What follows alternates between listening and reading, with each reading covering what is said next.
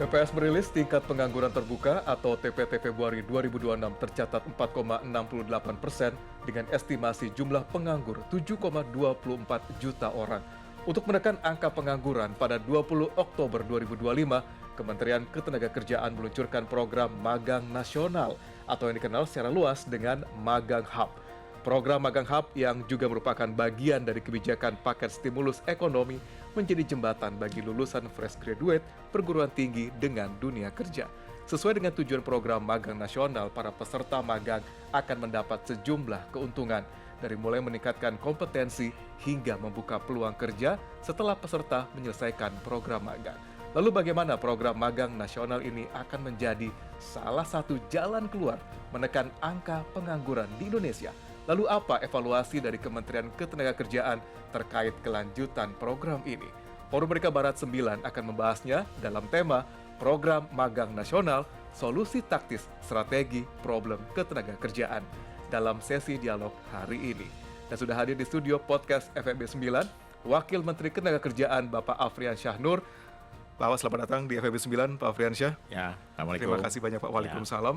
Dan juga sudah hadir Wakil Ketua Bidang Ketenagakerjaan Apindo Bapak Darwoto. Terima kasih Pak Darwoto sudah hadir Pak. Ya, selamat siang. Dan kita akan langsung membahas bagaimana kelanjutan dari program Magang Hub ini. Langsung ke Pak Wamen. Ya. Pak Wamen, sekarang sudah masuk ke sesi yang ketiga Pak, dari program Magang Nasional ini sendiri ya Pak ya, gitu. Dan Sesi kedua. Angkatan yang kedua. Ya. Angkatan kedua. Dan evaluasi dari Kementerian sendiri setelah beberapa bulan berjalan, apa evaluasi paling mendasar yang bisa dilihat hingga saat ini, dan apakah ini benar-benar menjadi salah satu solusi dalam mengatasi pengangguran di Indonesia Pak dengan adanya program ini? Ya, jadi alhamdulillah ini program Presiden Prabowo ya. Dan ini magang angkatan kedua. Setelah angkatan pertama itu kami diperintahkan Bapak Presiden untuk membuka lapangan atau program magang nasional sebanyak 100.000 orang ya. Nah, kemudian di tahun 2026 ini Presiden menambah kuota lagi menjadi 150.000. Jadi kita sebut angkatan kedua. Nah, yang mana kita setelah mengalami atau proses fase angkatan pertama, itu memang banyak yang harus kita evaluasi. Nah, termasuklah kita akan melakukan persebaran ke seluruh Indonesia. Jadi magang nasional atau magang hub ini tidak hanya difokuskan untuk kita yang berada di Pulau Jawa, tapi seluruh warga negara Indonesia punya hak yang sama. Dan itu makanya kita bilang magang nasional itu dari Sabang sampai Merauke dipersilakan untuk anak-anak kita ikut dalam program magang nasional ini. Jadi prinsipnya adalah Bapak Presiden melalui Kementerian Ketenagakerjaan berharap dengan magang nasional ini anak-anak yang tadi disampaikan, anak-anak baru lulus ya, anak-anak fresh graduate ini punya pengalaman, punya kompetensi, dan punya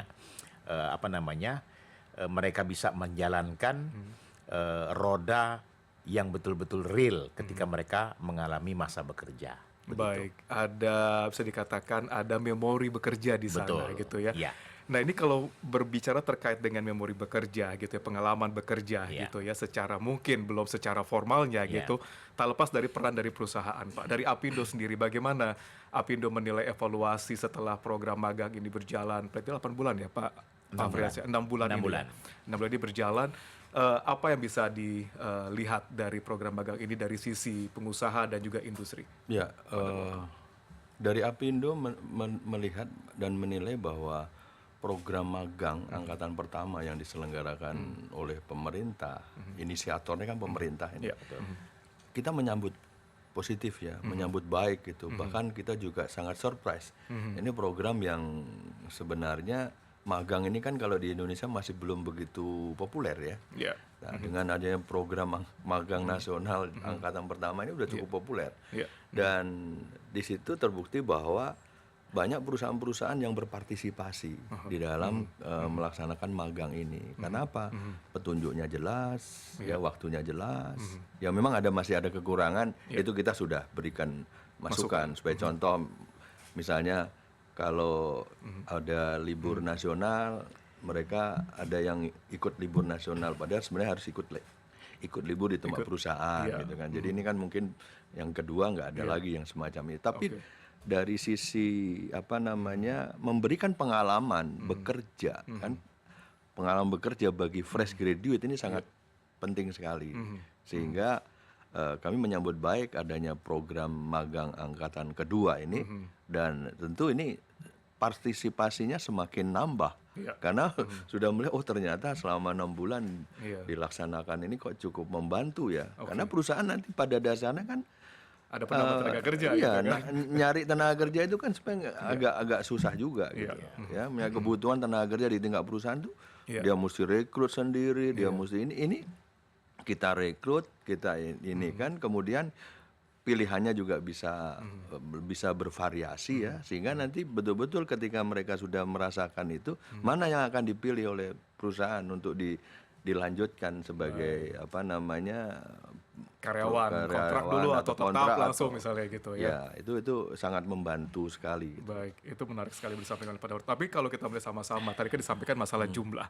Tadi Pak Afriansyah menyampaikan bahwa dari periode yang pertama itu 100.000, kemudian ditambah jadi 150.000 periode yang kedua. Tapi kalau kita melihat data Pak dari BPS bahwa ada sekitar lebih dari 7 juta pengangguran saat ini, Pak Afriansyah. Apakah angka 150.000 itu sudah dikatakan cukup efektif untuk bisa dikatakan menekan nih angka pengangguran Indonesia, Pak? 150.000 magang nasional yang pemerintah siapkan itu memang belum cukup mengatasi jumlah angka pengangguran yang hampir dibilang sekitar 7,24 juta orang ya. Dan ini kita harapkan minimal bisa meminimalisir angka 7,24 juta tadi. Itu salah satu program ini dibuat oleh pemerintah. Nah, kemudian banyak yang bisa dilakukan dalam mengatasi konteks pengangguran yang mungkin akan semakin besar dalam kondisi sekarang, yaitu program-program yang memang diluncurkan oleh Presiden, beberapa program yang tentunya punya strategis dengan serapan tenaga kerja yang baik. Contoh saja, makan bergizi gratis. Itu kita evaluasi terakhir di tahun 2026, itu di sekitar bulan-bulan Juni ya. Mei kemarin itu memang program ini merekrut tenaga kerja relawan itu hampir 1,5 juta orang dengan hampir 27.000 SPPG yang ada. Jadi satu SPPG itu bisa merekrut sekitar 50 orang tenaga kerja relawan. Nah, artinya sebenarnya program-program pemerintah termasuk PMN, Program Magang Nasional di Kementerian Tenaga Kerja inilah salah satu strategi Presiden untuk mengatasi angka pengangguran yang ada. Nah, termasuk beberapa program lagi yang memang harus kita siapkan, dan ini semua berkaitan dengan rekrutmen tenaga kerja yang akan diambil dari setiap program-program tadi. Nah, jadi program magang nasional ini minimal mereka kita memberikan anak-anak kita yang baru selesai dalam mengikuti pendidikan S1 dari D1 sampai dengan S1 untuk dapat pendidikan ini. Dan yang kedua, program di angkatan kedua ini juga kita memberikan kesempatan kepada anak-anak yang profesi. Jadi seperti misalkan perawat, apoteker, kemudian beberapa profesi yang kita siapkan di perusahaan-perusahaan ya, baik swasta maupun BUMN, kita akan lebih meningkatkan itu. Nah, kita lebih menekankan kepada periode kedua ini, Pak Darwoto, itu perusahaan-perusahaan swasta. Karena kalau lembaga kementerian negara itu otomatis mereka nantinya tidak bisa direkrut karena ada proses tahapan, ya kan? Nah, kalau dengan swasta ini otomatis kalau anak ini bagus, anak ini memang punya kompetensi yang baik, skill yang memadai dan ya artinya menyamai dengan keinginan dari perusahaan, mereka akan diambil langsung. Nah, harapan inilah yang kita harapkan. Nah, dari evaluasi angkatan pertama itu ada hampir lebih kurang 30% Pak Darwoto, anak-anak ini direkrut langsung oleh perusahaan. Oke. Jadi sebelum mereka habis masa magang 6 bulan, itu sudah dikontrak atau di-hire oleh perusahaan tadi sebanyak hampir lebih kurang 30%. Oke. Jadi ini langsung perusahaan-perusahaan tadi melihat bahwa oh ini anak ini potensi bagus dan mereka langsung ambil. Ini membantu sekali, membantu anak-anak kita dan juga membantu pihak-pihak swasta untuk lebih mempermudah mereka merekrut tenaga kerja. Jadi swasta tidak lagi mengeluarkan anggaran, 6 bulan kami biayai, pemerintah biayai, dan 6 bulan itulah pihak swasta melihat, oh anak-anak ini bagus. Nah, juga termasuk di perusahaan-perusahaan otomotif, ya kan, yang memang ada kaitannya dengan program magang nasional ini. Memudahkan untuk melirik talent yang sesuai, Pak Darwoto, gitu ya. Mungkin ya Pak Darwoto dari sisi pengusaha dan juga industri, disampaikan oleh Pak Afriansa bahwa 30% terserap langsung gitu dalam periode masa yang pertama gitu ya, dari magang HAP ini sendiri. Sebenarnya dari Apindo sendiri, Pak Darwoto melihatnya seperti apa? Karena kan kalau kita sama melihat bahwa ada 7 juta lebih pengangguran terjadi gitu. Nah, ketidakserapan itu lebih dikarenakan apa sebenarnya Pak Darwoto? Apakah memang skill yang tidak match misalnya, atau memang ada kualifikasi yang belum sesuai? Apa sebenarnya menjadikan akhirnya mungkin perusahaan tidak terlalu agresif untuk menyerap tenaga kerja saat ini? Seperti apa Pak? Ya, kalau kita lihat program angkatan yang pertama ini, disampaikan kan data kira-kira lebih 30% kan direkrut. Ya, terserap. Nah, kenapa perusahaan itu merekrut? Ya karena perusahaan sudah merasakan. Artinya selama 6 bulan ini, oh ini anak Kinerjanya. tanda-tandanya ini menjadi baik ini. Kalau mau dibilang baik sekali ya belum, kan cuma baru 6 bulan. Idealnya pemagangan itu 1 tahun. Oke. Nah, sehingga dengan program ini perusahaan ada 2 hal. Pertama dia lanjutkan magangnya tambah 6 bulan lagi, ya kan? Kemudian bisa juga yang itu langsung diangkat menjadi PKWT. Jadi dikontrak. Kontrak gitu lebih ya. dahulu. Ya. Nah, kontrak itu kan juga naik status ya. Jadi itu. Nah, kalau dari kondisi ini, kenapa hanya 30%? Ya memang perusahaan di dalam mencari talent di kebutuhan perusahaannya itu, pasti dia membutuhkan apa yang namanya kualifikasinya ini masuk enggak sih gitu. Nah sehingga kalau nanti misalnya angkatan kedua ini bisa evaluasinya bisa lebih, berarti kan memang industri kan juga memang dalam siklusnya memang membutuhkan tenaga Pak. Karena untuk menyiapkan yang masuk pensiun, ya kan, yang nantinya sebagai MT di perusahaan atau apalah, itu kan nantinya nasibnya mereka masing-masing kan beda-beda ya. Ada yang mungkin moncer, ada yang tidak, itu kan tergantung dia. Kalau memang dia sangat excited ya, dan dia bisa menampilkan performan dia yang bagus, pasti dilirik sama perusahaan. Makanya peserta yang angkat 2 ini ya saya berharap para peserta ini yuk tunjukkan ya kan prestasimu, tunjukkan kompetensimu dan belajar yang baik di perusahaan sehingga nanti kamu akan dilirik. Enggak 30% lagi mungkin di angkatan kedua ini. Mungkin lebih dari situ mungkin harapannya. Jadi kalau data yang kami terima, Bang Ruli, itu ada 30% yang langsung diterima Pak Darwoto. Dan 30% dalam proses. Jadi ya itu tadi ada yang mungkin dipersiapkan untuk menggantikan orang-orang yang mungkin akan pensiun di perusahaan masing-masing. Kemudian juga mereka juga disiapkan juga mungkin untuk hal-hal yang memang dibutuhkan di perusahaan tadi tapi tidak langsung. Nah, oleh karena itulah program yang dibuat oleh pemerintah ini betul-betul memberikan kesempatan kepada anak-anak kita ya, khususnya tadi anak-anak baru tadi yang mempunyai kompetensi tadi untuk mendapatkan pelajaran magang. Dan di situ juga akan dilatih dan dibimbing oleh para mentor yang disiapkan oleh perusahaan. Jadi mereka tidak dilepas. Tadi ada isu bahwa nanti anak-anak magang hanya disuruh bikin kopi, hanya disuruh bikin motokopi, itu enggak. Udah enggak zamannya lagi. Anak-anak ini memang anak-anak profesional yang betul-betul pertama memang berdasarkan. Jadi mereka juga ada screening dulu ada mendaftar itu di perusahaan. Jadi kami hanya memberikan aplikasi, kemudian mereka mengisi data bidang apa yang mereka tuju, kemudian perusahaanlah yang akan mengklik memilih. Ini menarik. Bukan Afriansyah Nur Wakil Menteri menyodorkan Bang Tolong dong, Ruli. ini maksudnya gini.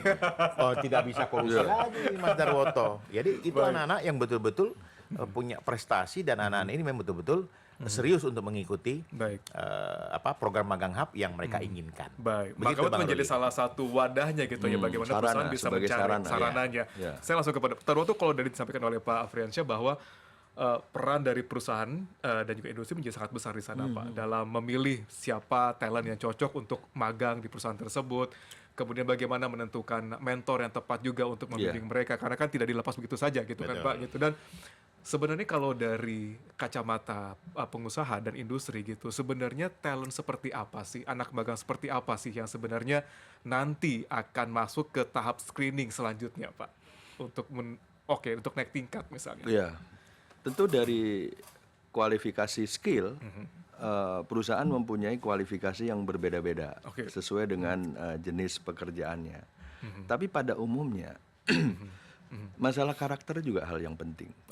Ya kan, bagaimana dia attitude-nya ketika dia beradaptasi dengan lingkungan.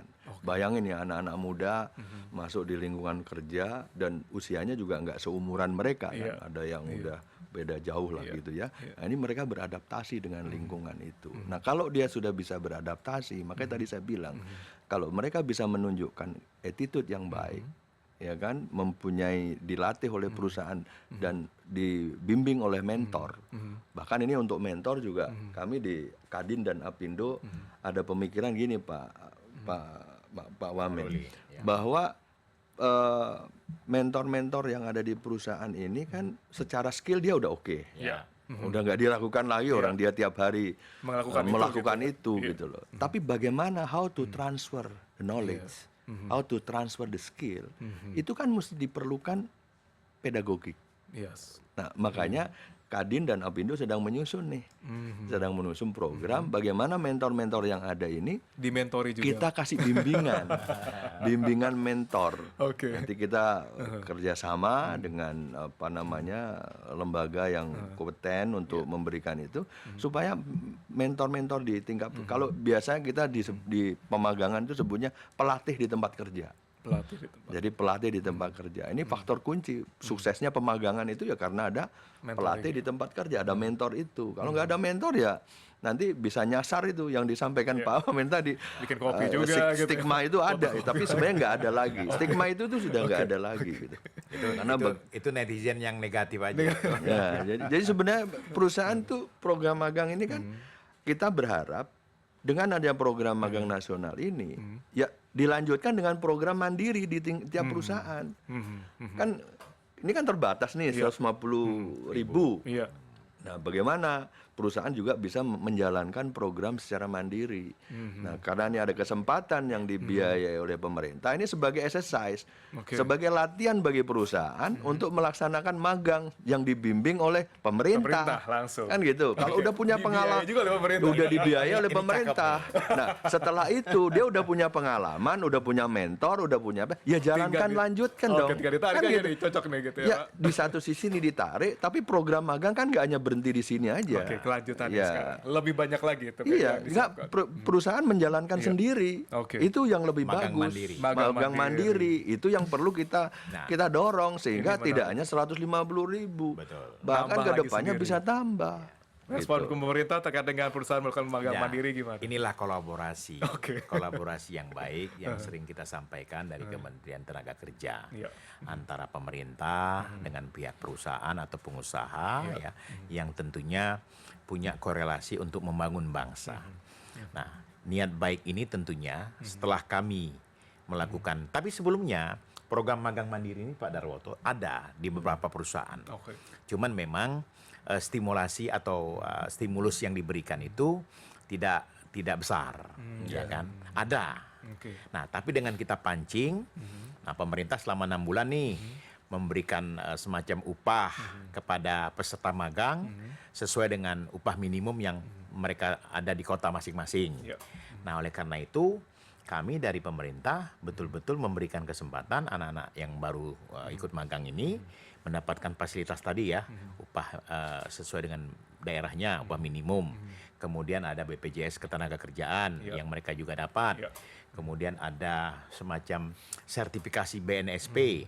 Jadi setelah mereka magang itu dapat sertifikasi Pak Darwoto. Nah, sertifikasi ini juga sebagai ijazah yang bisa mereka gunakan ketika mereka melamar di tempat-tempat lain.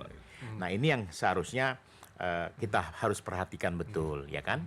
Nah, ini ketika 6 bulan kemudian mereka selesai, nah tentunya kembali ke perusahaan. Harapan kita dari pemerintah, tentunya perusahaan bisa memberikan tempat yang terbaik bagi anak-anak yang dibutuhkan dan anak-anak terbaik dari hasil peserta magang tadi. Memang banyak juga perusahaan yang mengatakan kondisi sekarang Pak Wamen, kami belum bisa terlalu banyak merekrut tenaga kerja karena kondisi dan keadaan yang sedang terjadi. Tapi minimal ya kalau kami melihat bahwa anak-anak ini sudah mendapatkan ilmu yang kita berikan secara langsung dari mentor-mentor tadi. Ini menarik Pak Wamen. Ini ngomongin masalah skill dan juga kesiapan gitu ya. Itu mungkin juga banyak yang dialami oleh rekan-rekan kita di fresh graduate di perguruan tinggi. Tapi ada juga terbuka kesempatan untuk SMA dan SMK. Nah, ini untuk menyamakan standar, kompetensi, skill, attitude juga mungkin gitu. Bagaimana upaya dari pemerintah gitu supaya juga bisa terserap karena memang lulusan SMA dan sederajat ini juga cukup besar. Jadi kolaborasi kembali lagi antara Kementerian Ketenagakerjaan, Kementerian Pendidikan Dasar dan Menengah dengan dunia industri ya, dengan para stakeholder di Apindo maupun Kadin. Ini harus mensinkronkan kebutuhan yang dibutuhkan oleh industri, ya dunia usaha, dunia industri tadi. Nah, inilah yang sebenarnya harus dilakukan oleh pemerintah segera ya, karena link and match ini harus kita bangun. Karena banyak sekali juga Pak Darwoto, anak-anak yang belajar di balai-balai latihan Kementerian Tenagakerja itu. Anak-anak SMK yang bidangnya tidak sesuai dengan dunia industri.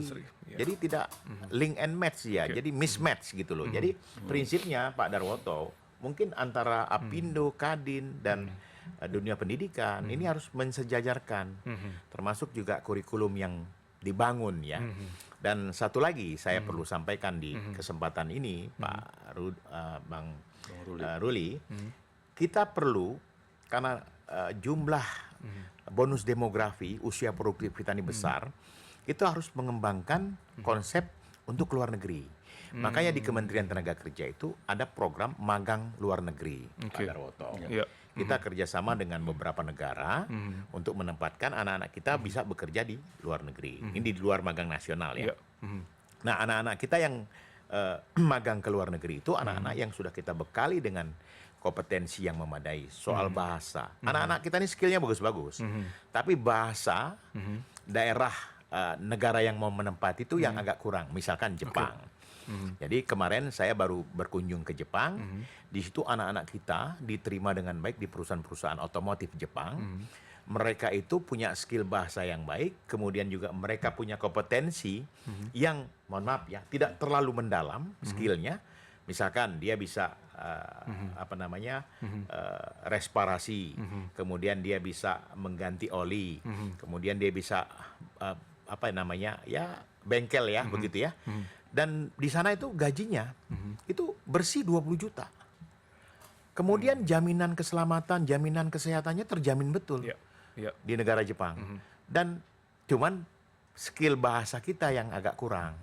Makanya saya tekankan sekarang dalam forum ini, ya dunia pendidikan tuh jangan fokus ke hanya bahasa Inggris saja. Tapi sudah mulai melebar ke bahasa Korea, bahasa Jepang, mungkin bahasa Mandarin. Karena potensi ke luar negeri yang diinginkan Bapak Presiden itu betul-betul. Jadi kita tidak lagi mengirimkan PMI itu dengan skill terbatas, hanya pembantu rumah tangga. tapi skill dan kompetensi yang sangat memadai untuk kepentingan nasional. Berarti akan ada pelatihan-pelatihan secara terstruktur dan fokus gitu Pak untuk bahasa sebenarnya dari Kementerian Tenagakerjaan. Ada. Oke. Kami di kami itu ada LPK yang siap untuk memberikan pendidikan bahasa kepada anak-anak kita. Baik. Gitu. Baik. Tapi saya rasa saya juga menyarankan bahwa pemerintah harus andil di sini, Nah, harus fokus juga gitu. Jadi harus malah dibuat wajib gitu loh. Ya kan, program ini wajib. Karena kebutuhan luar negeri itu besar sekali. baik. Jepang itu sekarang jumlah pertumbuhan penduduknya minus 3 juta. Iya. Ya kan? Iya. Sementara kebutuhannya luar biasa. Dan satu lagi, bangsa kita, ya ini konteks bicara soal ketenagakerjaan, bangsa kita itu sangat disukai oleh orang-orang di luar karena memang pertama sopan santun, pekerja keras, berbudaya, punya attitude yang baik dibandingkan negara-negara lain yang memang menempatkan negara-negara itu sebagai negara penempatan. Contoh Filipina, Iya. Bangladesh, India, Nepal, ya kan, Vietnam, Pakistan. Orang tuh lebih senang dengan bangsa Indonesia. Cuman kekurangan kita bahasa tadi. Jadi program 500.000 yang dicanangkan oleh Bapak Presiden untuk penempatan ke luar negeri dengan 100.000 welder dan 400.000 hospitality ini bisa terwujud. Oke. Begitu. Baik, ini menarik. Ya. Pastinya juga dari pengusaha Indonesia juga menginginkan ada talenta-talenta atau karyawan memiliki skill bahasa juga tidak hanya dalam bahasa Inggris juga sebenarnya Pak Ya. Darwoto ya gitu ya. Nah terlepas dari hal tersebut Pak, kita sudah bahas terkait dengan fresh graduate dari pendidikan tinggi, kemudian juga dari SMA sederajat. Lalu jadi pertanyaan besar di sini terkait dengan disabilitas Pak Wamen, Ya. gitu ya.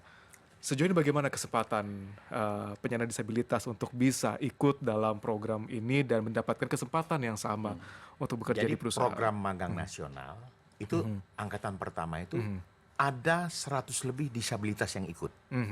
Cuman memang mohon maaf ya, mereka tidak mau diekspos. Iya. Jadi mungkin maklum lah kita ya. Cuman ada 100 orang lebih yang ikut program magang nasional di batch di angkatan pertama. Nah, sekarang di luar profesi tadi kami juga mau meningkatkan untuk anak-anak kita yang disabilitas diterima dalam 150.000 orang ini. Oke. Kita buka kesempatan Oke. ini ya. Oke. Ada kuota tertentu kira-kira? Ada kuotanya, silakan. Ya paling maksimal ya mungkin mereka juga mendaftarnya terbatas ya karena bidang yang dipilih kan sesuai dengan bidangnya tadi kan. Tapi kita prioritaskan. Ya. Karena syarat undang-undang itu kan 1% 1%. untuk swasta, 2% untuk pemerintah, Pemerintah. kementerian dan Iya. lembaga. Baik. Ini harus kita penuhi. Pak Darwoto gimana Pak Darwoto? Ya. Ada kuota 1% harus disiapkan Ya, dari pengusaha memang swasta? untuk penyandang disabilitas ini sesuai dengan regulasi memang 1%. Iya. Tetapi masalahnya adalah informasi ya terkait dengan penyandang disabilitas yang siap untuk memasuki Dunia dunia kerja kerja. ini sangat terbatas. Baik. Nah, Baik. sehingga diperlukan kolaborasi lagi dengan Kementerian Tenagakerja. Iya. Paling tidak informasi ya, sudah data ya. Misalnya kalau perusahaan ini dia butuh operator Iya. yang bekerja hanya apa namanya dari tengah ini ke atas itu ya. Mungkin itu bisa dipilih yang mana. Iya. Jadi Oke. harus ada lebih perhatian lagi. Spesifikasinya Itu ya, satu kira-kira hal. yang Di tepat sisi seperti apa. lain, infrastruktur juga harus disiapkan. Yes. Ya infrastruktur maksudnya bagaimana mereka nanti dari Dan tempat tinggal iya. sampai ke tempat kerja, kemudian di tempat kerja kan juga mesti ada fasilitas-fasilitas yang tertentu yang mereka harus disiapkan Iya. untuk Iya. teman-teman disabilitas gitu. Iya. Memang kalau perusahaan-perusahaan yang besar yang apa memang sudah Ada sudah SOP-nya. terbiasa ya seperti itu. Tetapi kalau ini disiapkan fasilitasnya itu juga akan lebih banyak lagi sehingga ini faktor informasinya aja. Informasi untuk mendapatkan kesempatan satu atau informasi untuk mendapatkan informasi calon-calon tenaga kerja yang penyandang disabilitas ini di mana Di mana saja. kan gitu. Nah, Gimana? kalau Ini menarik tuh yang ya, disampaikan oleh Pak kalau Darwoto. tadi yang Pak Wamen sampaikan, yang tadi kan ditanya soal bagaimana dengan level SMK? iya. Nah, saya udah bikin contoh. Ya. Ya, saya bikin SMK di dalam kawasan industri. Saya latih bahasa. Ada 6 bahasa, Pak ya. Saya kesana. Ya, udah ke sana kan. Ada Jepang, ada dan memang karena kita berfokus kepada 3 Iya. knowledge, skill dan attitude. Attitude nomor 1. Nah, karena itu sangat disenangi sama perusahaan-perusahaan Jepang. Nah, ini kalau memang Pak Wamen mau mendorong programnya semakin banyak, ya perlu ada intervensi lah, insentif-insentif yang diberikan kepada, karena Kemendikdasmen udah memberikan bantuan ya sebagian itu. Nah itu yang, karena di Jepang itu Indonesia nomor 5 di antara negara pertama China, kedua Vietnam, keempat Nepal. Ketiga Nepal, keempat Filipina, kelima Indonesia. Oke. Nah Indonesia ini mempunyai Kita kesempatan. buat nyundul ke atas Ya, bisa kita sebenarnya. harus, Oke. gitu. Ini menarik. Ini kita ngomongin masalah banyak sekali sebenarnya, mana ya, bagian-bagian mana ya sebenarnya bisa mendapatkan kesempatan yang sama untuk mendapatkan pekerjaan. Mungkin satu lagi saya bahas terkait dengan kesempatan yang sama terkait dengan orang yang mengalami PHK, Pak. Ya. Nah, ini gimana kesempatan mereka juga untuk mendapatkan kesempatan yang sama? Ya, jadi ini menarik, Bang Ruli. PHK ini sekarang semacam jadi momok dan pembicaraan, ya kan? Saya melihat bahwa PHK ini adalah jalan terakhir ya, Pak setuju, Darwoto. setuju. Bukan solusi atau apa, tapi jalan terakhir ketika memang perusahaan tidak bisa memberikan kontribusi apapun. Ya. Nah, harapan kita, kami juga sedang menyiapkan pelatihan vokasi nasional untuk 50.000 angka orang-orang yang ter-PHK untuk dilatih reskilling di balai-balai kami. Ya. Jadi 50.000 itu sudah disiapkan pemerintah, Bapak Presiden perintahkan Kementerian Tenaga Kerja untuk menyiapkan agar mereka bisa beralih. Beralih mereka mungkin tadinya mereka punya skill atau kompetensi yang seperti ini, nanti diajarkan yang ada dan mereka bisa menempati tempat yang baru yang sesuai dengan kebutuhan atau mereka menjadi wirausahawan. Ya. Gitu. Reskilling. Jadi reskilling. Jadi semoga program ini juga membantu orang-orang yang ter-PHK tadi. Nah, harapan kita tentunya bagi teman-teman yang ter-PHK ya segera mengikuti program yang kami siapkan untuk mereka, dan mereka juga, mohon maaf Pak Ruli, kita siapkan pelatihan gratis, kemudian mereka dapat uang transport untuk mereka setiap hari mendapatkan transport dan 1 kali makan untuk pelatihan itu. Baik. Begitu. Ada upaya juga untuk disalurkan misalnya dalam quote on quote dalam bentuk intern atau magang kepada perusahaan. Ya, kita menyiapkan ya akan koordinasi dengan pihak-pihak terkait stakeholder ya, perusahaan ya, Apindo, Kadin untuk memang memberikan kesempatan kepada mereka untuk bagi mereka yang ingin melanjutkan kerja kembali sesuai dengan kompetensi yang mereka sudah miliki tadi. Oke. Nah, cuman memang tidak gampang ya Pak Darwoto dalam kondisi sekarang. Iya. Tapi memang kita berusaha lah memberikan yang terbaik ya. Pemerintah atas nama Kementerian Tenaga Kerja tetap berkoordinasi dengan pihak-pihak terkait ya untuk bagaimana cara mengatasi jumlah PHK atau ter-PHK ini tidak lagi bekerja. Ini harapan kita. Baik. Jadi ini yang kita lakukan dengan melakukan pelatihan-pelatihan di balai-balai kami. Baik, ini menarik. Saya langsung ke Ya. Pak Darwoto. Kira-kira skill apa sebenarnya yang saat ini sedang dibutuhkan industri ataupun juga dunia usaha yang bisa dikatakan cukup sustain menghadapi dinamika gejolak perekonomian global dan nasional saat ini yang memungkinkan untuk menyerap tenaga kerja yang sudah disiapkan oleh pemerintah sebenarnya, Pak. Ya. Apa skill yang kira-kira diharapkan? Yang paling mudah sekali ya, karena kan kita mengharapkan kontribusi industri manufaktur di negara kita ini kan sekarang berkisar 19% dari PDB kan. Iya. Nah, kalau itu bisa ditingkatkan, otomatis tenaga kerja yang paling banyak itu dari tenaga operator. Nah, kalau orang-orang yang di PHK ini kan pasti berbagai level ya. Ada yang dari operator, ada yang memang udah level supervisor, atau udah level manager level, kan tergantung macam-macam itu. Nah, itu juga sebenarnya kesempatan mereka untuk mendapatkan pekerja kembali juga sangat terbuka. Karena ketika nanti situasi sudah semakin membaik ya, investasi kan sekarang banyak masuk ya, tapi kan lebih banyak di era-era yang kita belum menghadapi krisis global ini kan. Kalau nanti industri udah makin banyak tumbuh, itu mereka juga supaya investasinya cepat jalan, dia perlu tenaga-tenaga yang. Nah, makanya teman-teman yang kena PHK yang sudah mempunyai kompetensi yang kuat, bikinlah portofolio yang baik dan diupload di Siap Kerja, Pak. Jadi kalau diupload di sana kan someday perusahaan mau nyari apa kan tinggal browsing saja. Kita harus manfaatkan fasilitas yang sudah diciptakan oleh pemerintah supaya misalnya saya butuh tenaga supervisor bidang sipil yang berpengalaman ini, saya tinggal cari aja di situ. Kalau di situ ada kan saya tinggal panggil. Ya kan? Itulah fungsinya bagaimana kita bisa memanfaatkan teknologi untuk mendapatkan informasi itu. Nah, baik lagi kalau skill-skill yang ada ke depan itu ya tergantung jenis industri yang banyak masuk apa. Ya kan, kalau industri yang banyak masuk misalnya industri sepatu, ya di sana tentu skill-skill nggak terlalu ini juga bisa.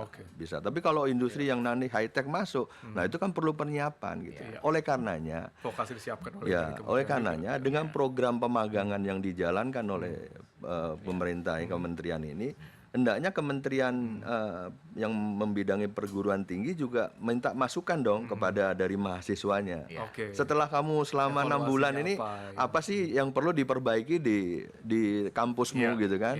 Kurikulumnya apa supaya nanti lebih cepat lagi adaptasinya. Gitu. Mungkin bisa difasilitasi juga oleh pendidikan tinggi gitu. Jadi pasti bisa gitu. Nah itu kalau itu bagus kan, gitu bisa kan bagus tuh. Jadi lulusan yang nanti yang akan datang ini pasti akan diimprove.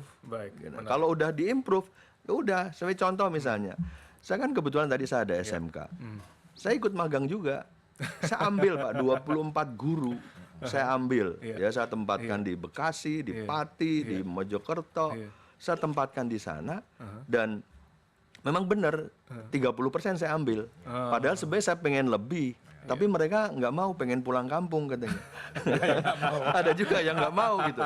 Nah itu jadi challenge juga sebenarnya. Iya, itu kan challenge. Nah itu konteksnya dari guru. Nah bagaimana lulusan-lulusan yang menghasilkan guru ini harus mereka meningkatkan supaya gurunya nanti itu benar-benar siap pakai.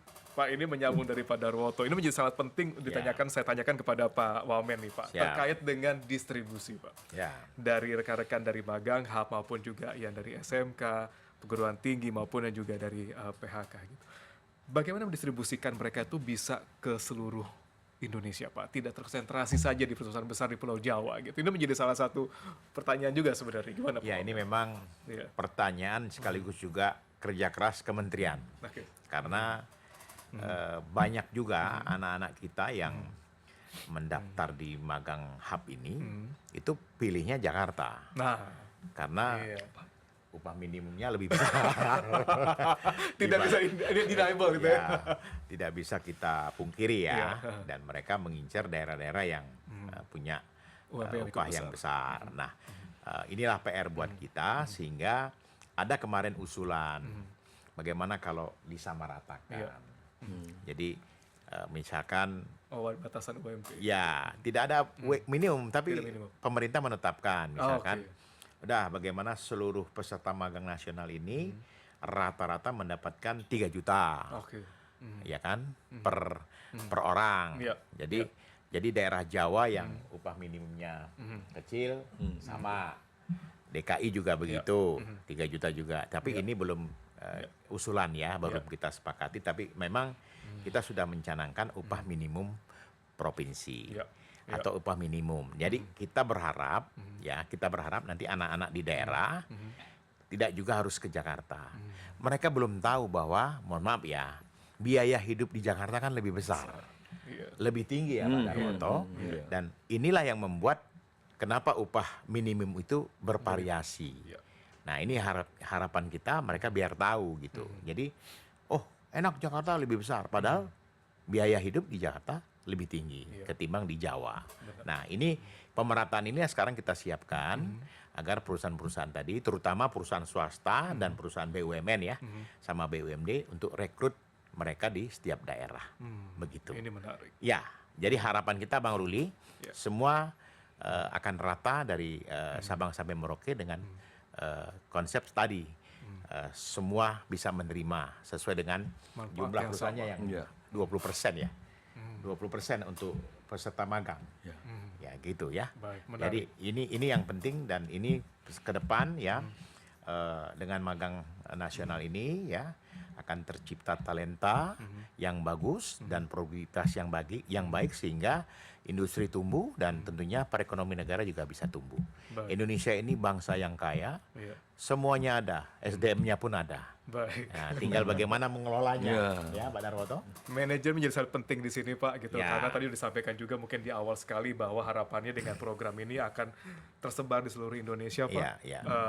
Ada peningkatan jumlah peserta dari 100.000 menjadi 150.000 150.000, sekarang dan juga pastinya dari pengusaha juga menginginkan yang juga yang terbaik untuk pada program magang ini juga Pak karena Betul. benefit juga besar untuk pengusaha juga industri di Indonesia.